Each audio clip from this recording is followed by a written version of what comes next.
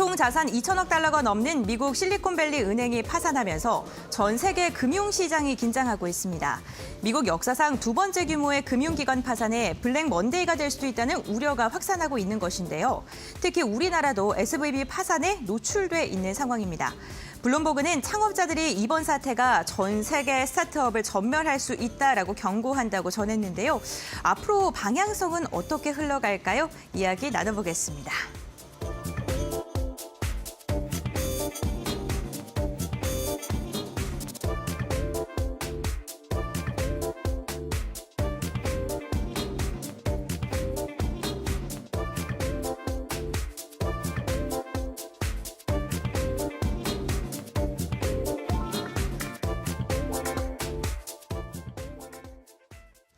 네, 주말부터 지금까지 큰 이슈가 되고 있는 미국 실리콘밸리 은행 이슈에 대해서 이야기를 나눠볼 텐데 먼저 오늘 이 시간 함께 하시는 두 분과 인사 먼저 나눠보겠습니다. 이영재 전문가 나오셨고요. 주식와이프 함께합니다. 안녕하세요. 네, 안녕하세요. 네, 반갑습니다.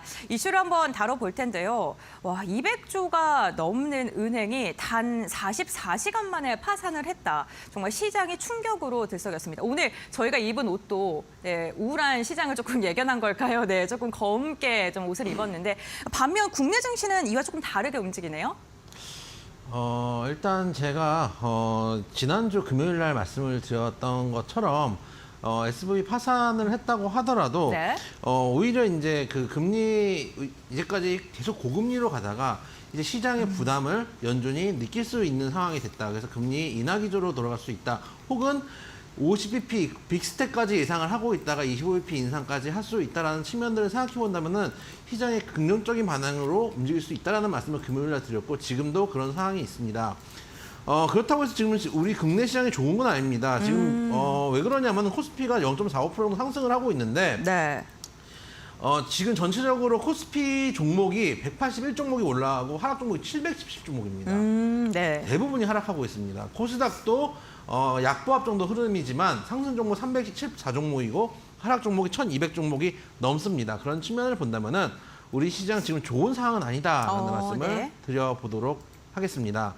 거기다가 일단 SVB 얘기를 조금 더 해보면은 어차피 이제 뉴스를 말씀을 좀 드려보면은 지난주 금요일 날도 말씀을 드렸지만은 SVB가 어려워진 이유가 채권 금리와 채권 가격이 반대로 움직인다라는 설명을 지난주에 드렸습니다.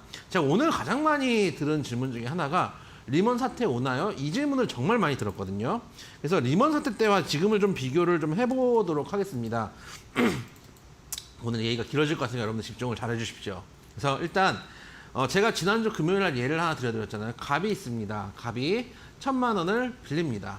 1,000만 원을 빌리면서 을에게 1,000만 원을 빌리면 채권을 써줍니다. 이걸 10년 후에 가져가면은 이거 2,000만 원으로 돌려줄게 라고 을한테 얘기를 합니다.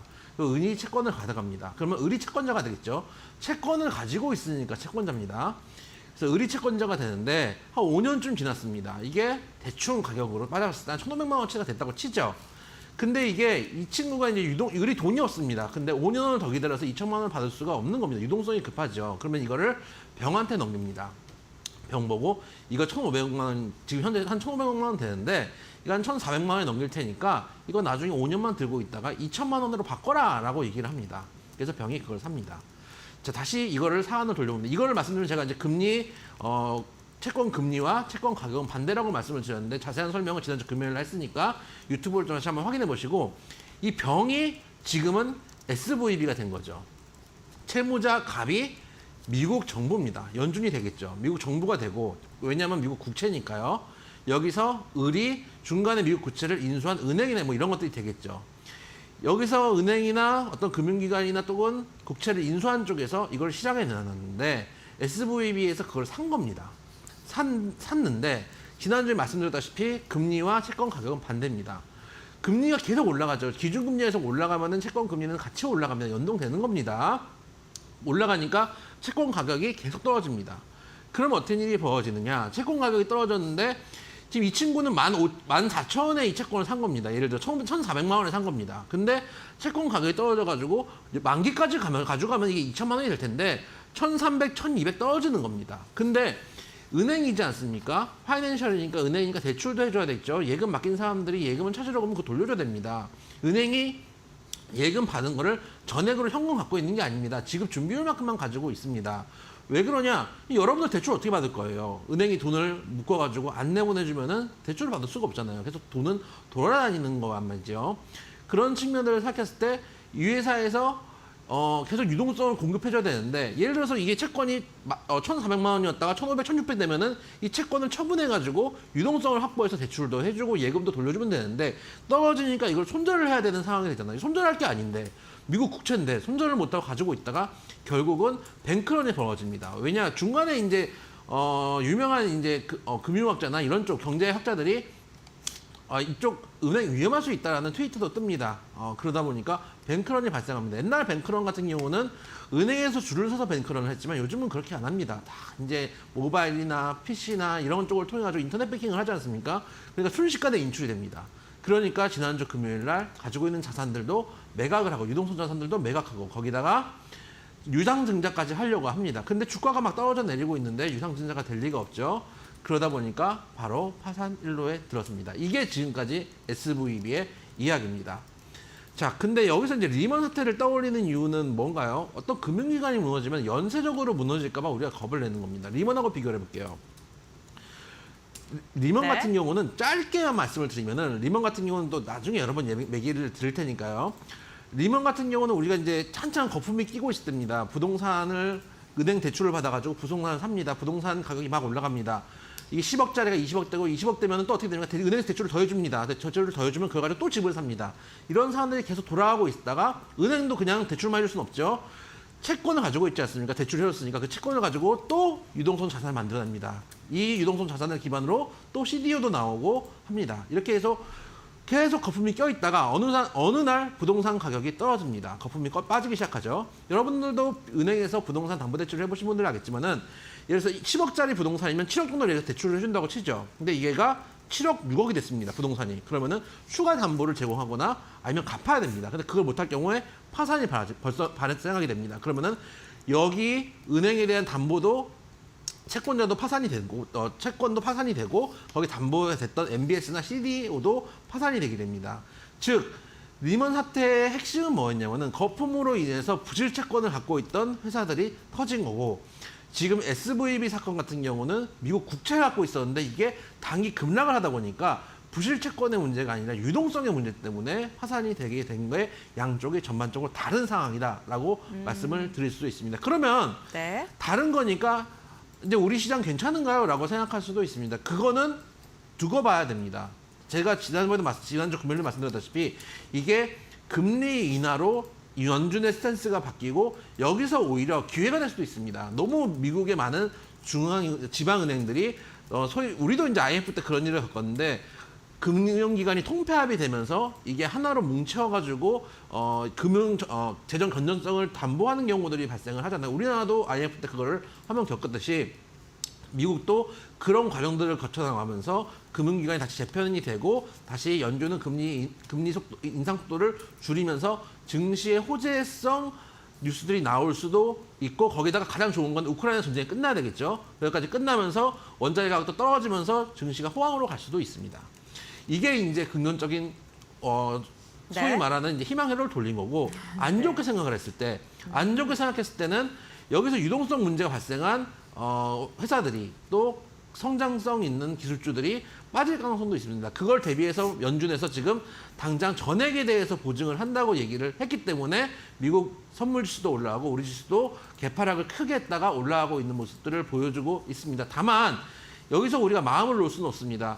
당장 주식을 정리할 때는 아니더라도 마음을 놓을 수 없다는 게, 우리가 인생이랑 제가 주식이랑 똑같다는 얘기를 되게 많이 드리는데, 지난번에 리먼 사태 때는 정말 골라 터진 암이 터져서 죽었다라고 볼 수 있으면은, 우리가 이제 사람 사는 거 똑같지 않습니까? 명대로 사는 경우도 있지만은 암에 걸려서 죽는 경우도 있고 교통사고로 죽을 수도 있고 다른 사건으로 겨우 죽을 수도 있거든요. 그런 측면들을 생각해봤을 때 지금 어쨌든 금융기관에서 발생한 리스크가 있는 만큼 우리가 시장을 좀 면밀하게 봐야 된다. 그럼 어떻게 대응해야 되느냐? 항상 말씀드리지만 거품이 껴있는 종목들은 빠질 때 급하게 낙폭이 나올 수 있습니다. 그래서 바닥권에서 최소한 낙폭이 나와도 빠질 수 있는 종목들을 하셔야 되고 호가가 두꺼운 걸 하셔야 됩니다. 호가가 얇은 종목들은 밀려 내려가면 세게 밀려 내려갈 수 있으니까 그런 종목들로 포트폴리오를 재편하시고 지금은 시장을 조금 지켜보자. 호재로 작용할 수도 있고 악재로 작용할 수도 있는 분기점에 와 있다라는 말씀 드려보도록 하겠습니다. 네, 아직 시장을 예단하기에는 조금 좀 섣부르다라고 이야기를 해주신 것 같습니다. 그럼 주식 와이프님의 의견도 들어볼 텐데 사실 지금 국내 증시가 반등을 한 게 골드만삭스가 금리 동결까지 지금 전망을 한 상태입니다. 그럼 주식 와이프님께서는 이번 22일 FOMC에서 어떠한 결정을 내린다고 좀 예상을 하고 계신지 그 부분도 좀 궁금하거든요. 네. 일단은 저는 이제 지난주부터 네. 이번 사태가 전화위복의 사태가 될 수 있다. 그래서 FOMC에서 네. 원래 이제 빅스텝으로 갈 확률이 굉장히 높아졌다가 다시 이제 베이비 스텝으로 돌아가게 될 것이다라고 말씀을 드렸었고 네. 사실 이 파산설 관련해서는 또 주말에도 좀 배드 뉴스가 나왔었기 때문에 이 톡방에서도 주쌤 이 SV 관련된 상황들 좀 브리핑 좀 도와주세요 하시는 분들도 계셨습니다. 그만큼 우리 국내에 있는 개인 투자자 분들도 지금 증시가 안 그래도 지금 조정으로 넘어가는 국면에서 공포감까지도 지금 커져가고 있는 시기 때문에 이런 걱정하시는 분들 많으신 것 같은데 일단은 그 주식시장에서의 그런 이제 레파토리를 한번 토어봤을 때 보통 이제 금요일장에 악재가 나오거나 그러면은 어차피 금요일장 같은 경우는 차익 실현도 나오는 장세거든요. 거기서 이제 공포감을 심어줘서 차익 실현을 한번 싹 빼고요.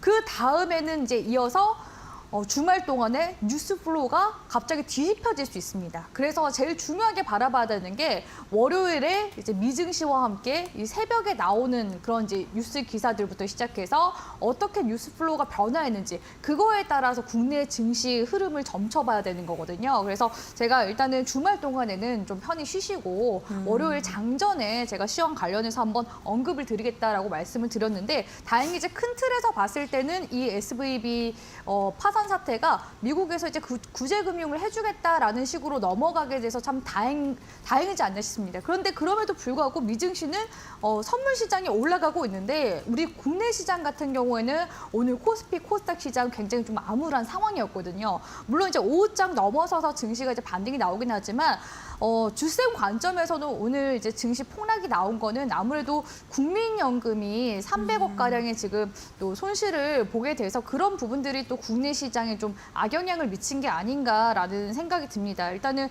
바로 앞서서 이영재 전문가님이 뱅크런 사태 관련해서까지 다 집어주셨기 때문에 저는 이제 국민연금과 관련해서 조금 더 이제 코멘터리를 해드리자면 사실 이제 그 SVB가 만약에 파산되게 되면은 그 돈을 다 못 돌려받습니다. 다행히 예금자 보호와 관련돼서는 이제 미국 정부 쪽에서 수여를 해준다고 하니까 투자자 보호는 어느 정도 된 상황이거든요. 그 예금자 보호 선에서는. 근데 주식 같은 경우에는 사실 불확실성이 큽니다. 주식은 원금을 바로 이렇게 돌려주는 그런 상품이 아니잖아요. 위험도가 굉장히 높은 그런 이제 투자 자산이기 때문에 주식에서만큼은 지금 국민연금이 손실을 피해갈 수가 없는 이제 그런 상황이라고 보는 점에서는 좀 국내 증시에 이런 좀 악영향이 간 게 아닌가라는 생각이 들었고 만약 국민연금이 만약 예금을 했더라면은 이런 예금자 보호 같은 경우 받을 수 있겠죠. 근데 주식 같은 경우에는 투자의 목적으로 쓴 것이기 때문에 투자 가치가 하락한다면은 당연히 이를 지금 회복하기는 좀 어려운 그런 상황이다라고 볼 수가 있을 것 같습니다. 근데 만약에 국민연금 쪽에서 진짜 개인 투자자들처럼 그냥 버티기로 간다라고 한다면은 그 시나리오가 만약에 SVB가 다른 쪽에 만약에 인수합병이 된다. 그래가지고 적절한 주식 가격을 먹고 어떻게 보면 팔 수 있는 다른 지분으로 바꿀 수 있는 그런 이제 기회가 생긴다면은 역시나 좀 손해를 덜 보고 나올 수가 있을 것 같은데 아직까지는 그런 상황들이 좀 불확실성이 있기 때문에 국내 증시까지도 이런 여파는 좀 단기적으로 미칠 수밖에 없었다라고 보실 수 있을 것 같고요. 일단은 이번 주 주간 같은 경우에는 소비자 물가지수 발표까지 있기 때문에 증시 변동성은 좀 감안하고 가셔야 된다라는 큰 틀에서 좀 보셨으면 좋겠고 과거에 아무래도 리먼 브라더스 사태가 있기 때문에 아마 미증시 쪽에서도 이를 좀 감안해서 미국 정부 쪽에서도 이렇게 긴급 수혈 나선 것으로 보여지기 때문에 오히려 방향성이 이제 금리 인하 쪽으로 계속해서 좀 언급이 나오면서 증시에 조금 더 이제 반등이 좀 줄만한 그런 모멘텀으로 다시금 진행되지 않을까라고 바라보고 있습니다. 네, 알겠습니다. 불확실성이 점점 더 높아지고 있는 시장이고요. 어쨌든 이번 주까지는 변동성이 있는 장세다라고 두 분 다 말씀해 주셨는데 그렇다면 증권 섹터 내에서는 어떠한 종목을 조금 집중적으로 봐야 될지 이영재 전문가님의 의견 들어보겠습니다. 증권 섹터를 가져온 이유가 있습니다. 네. 증권 섹터는 집중해서 보자고 가져온 게 아니고 네. 주의하자고 가져온 겁니다. 피해야 된다. 왜 그러냐면은 사실 저는 당분간 만약에 이제 아까 말씀드렸다시피 지금 이제 리스크가 있는데 이게 호재가 될 수도 있고 악재가 될 수도 있습니다. 지난번 암으로 죽었지만 이번 교통사고로 죽을 수도 있고 혹은 지난번에 말씀드렸다시피 금요일에 말씀드린 것처럼 이것 때문에 오히려 금리 인하를 하거나 혹은 금리 인상 속도를 늦추면서 증시에 호재가 될 수도 있습니다. 그런 측면에서 지금 분기점에 있다라는 말씀을 드립니다. 왜 그러냐면은 지금 괜찮다 하는데 리먼 때도 그랬었어요. 계속 전날까지 괜찮다 그랬어요. 그렇기 때문에 어느 순간 어떤 일이 벌어질지는 우리가 감안하면서 매매를 해야 되기 때문에 호가 좀 두꺼운 거 이렇게 말씀을 드리는데 국내 이제 경기는 사실 안 좋게 봅니다. 저는 왜 그러냐면은 너무 많은 일들이 있어요. 부동산 PF부터 가계부채 문제부터 물가는 올라가고 있죠. 거기다가 반도체에 대한 지금 미국의 압박도 있죠. 너무 많은 일들이 있는데 그중에 오늘은 부동산 PF를 조금 말씀을 드려볼까 합니다. 부동산 PF가 뭐냐면은 먼지부터 좀 간단히 말씀을 드리면은 부동산을 이제 예를 들어서 재건축을 하거나 신규 단지를 짓는다 그러면은 이거를 전부 다 현찰로 지을 수가 없잖아요. 그러니까 솔직히 말해서 건설사들이 돈을 갖고 있다고 하더라도 여기서 한 단지에다가 전부 다 돈을 들여 부으면은 여러 단지를 지을 수가 없지 않습니까? 그럼 유동성이 막히게 되죠. 그러니까 프로젝트 파이낸싱을 합니다. 그래서 이걸 가지고 돈을 증권사나 이런 데 또 은행에서 빌려가지고 이걸 가지고 돈을 운영을 해가지고 집을 짓게 됩니다. 근데 문제는 뭐냐면은 이렇게 짓고 있는데 이 자체가 금리가 되게 높습니다. 왜냐하면은 어떤 담보나 이런 것들을 잡는 게 아니고 프로젝트를 가지고 이걸 담보로 해가지고 돈을 빌리기 때문에 되게 금리가 높은데 거기다가 레고랜드 사태가 있잖아요. 레고랜드 사태 때 우리가 강원도에서 제일 보증도가 강한 거의 정부 보증과 같은 강원도에서 못 갚겠다고 해봤죠. 사실 못 갚을 수도 없었어요. 보증을 해놨기 때문에 만약에 못 갚는다고 뒤집어지면은 이제 채권자들이 들어가는 거죠. 강원도청 압류하고 이렇게 할 텐데 못 갚을 수가 없는 거를 못 갚는다고 하니까 시장에서 놀라는 거죠. 그러면은 놀라면 어떻게 됩니까? PF 리스크가 높아진다는 얘기잖아요. PF 리스크가 높아진다는 건 금리가 올라간다는 얘기입니다. 그러면은 PF에 대한 리스크가 높아지고 금리가 올라가니까 지금 어떤 사태가 벌어지냐면은 지금 뉴스가 나오는 것도 지금 건물을 다 지어놓고서 돈을 더 납입하지 않으면 추가 납입하지 않으면 조합원들한테 지금 분양 못한다. 일반 분양만 지금 입주하고 피 안 준다. 지금 이런 상황들이 벌어지는 것도 이것과 같습니다. 금융 비용이 늘어나니까 건설사도 처음에 예상했던 것보다 더 많은 비용이 들어가고 그렇기 때문에 지금 키를 안 주고 있는 상황까지 벌어지고 있거든요. 그러다 보니까 이 부동산 PF 자체가 고리가 약해지고 만약에 이게 분양이 추가적으로 안 되거나 할 경우에 부동산 PF를 너무 많이 가지고 있는 금융회사들은 문제가 될 가능성도 있기 때문에 그런 측면에서 말씀을 드려보려고 가지고 나왔고 가장 PF 매입 확약을 많이 한 증권사는 삼성증권입니다. 현재 2조 3,332억 정도를 확약한 걸로 나와 있는 상황이고요. 두 번째로 말씀드릴 회사는 메리츠증권입니다. 차트도 한 번씩 보여드리면서 말씀을 좀 드릴게요. 삼성증권도 말씀을 좀 드리면은 차트상으로만 봤을 때는 나쁘진 않습니다. 화면 한번 보시면은 지금 바닥권에서 좀 다지고 있는 상황이기 때문에 차트상으로 만약 문제가 벌어지지 않는다면 박스권 매매 정도는 해볼 수 있는 종목입니다. 그러면 이 종목은 그러면 못 삽니까? 최소한 비중은 너무 많이 실지 말자라는 말씀을 좀 드리고 싶고요. 그 다음엔 메리츠증권입니다. 메리츠증권 같은 경우는 부동산 PF 매입 확약이 1조 9,096억 정도, 한 2조 원 정도 되는데 메리츠증권 같은 경우는 최근에 주주 친화적 정책 때문에 너무 많이 올라오기도 했고 정고점 인근에 있는 종목이기도 합니다. 만약 가지고 계신 분들은 지금부터 오히려 차익 실현을 해나가야 되는 부분이다라는 말씀을 드려보도록 하고요. 다음에 한국투자증권인데 한국투자증권이 아니라 한국금융지주를 말씀을 드려보도록 하겠습니다. 한국금융지주에 속해 있으니까요. 한국금융지주 같은 경우는 한 120에서 지지받고 한 번 정도 올라갈 수 있는 구간이 있긴 하지만 역시 마찬가지 만약에 가지고 계신 분들이나 관심 있는 분들도 너무 많은 고비중을 실지 말자라는 말씀을 드려보도록 하겠습니다.